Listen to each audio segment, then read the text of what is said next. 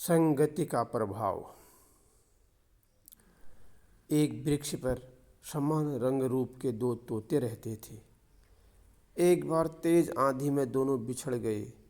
एक तोता चोरों की बस्ती में और दूसरा ऋषियों के आश्रम में पहुंच गया। दोनों वहीं रहने लगे। दोनों को एक दूसरे का पता ठिकाना मालूम था। कई वर्ष बीत गए। एक दिन वाराणसी का राजा शिकार के लिए निकला। वह चोरों की बस्ती के पास एक सरोवर के किनारे आराम करने लगा। तभी किसी की कर्कश वाणी सुनकर उसकी नींद टूट गई। वह एक तोते की आवाज़ थी जो कह रहा था, अरे कोई है इस आदमी के पास, बहुत सा धन है। यह गले में हीरे मोतियों की माला पहने है।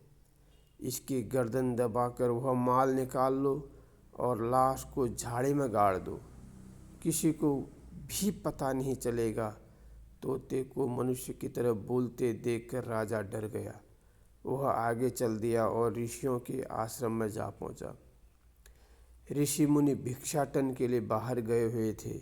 तभी वहां किसी की कोमल वाणी उनके कानों में पड़ी। वह वाणी एक तोते की थी। तोते ने राजा को देखकर कहा, आइए राजन, बैठिए। सभी ऋषि मुनि भिक्षाटन के लिए गए हैं। यदि आपको प्यास लगी हो तो ठंडा पानी पीजिए और भूख लगी हो तो फल खाइए। राजा चकित होकर वृक्ष पर बैठे तोते की ओर देखने लगा। उस तोते का रंग रूप भी चोरों की बस्ती में रहने वाले तोते जैसा ही था। राजा तोते से बोला, यहाँ से कुछ दूर एक वृक्ष की डाल पर भी एक तोता बैठा है जो बिल्कुल तुम्हारे जैसा है, किंतु वह जान से मारने और लूटने की बात कर रहा था। तुम उसे जानते हो? तोते ने कहा, वह मेरा सगा भाई है।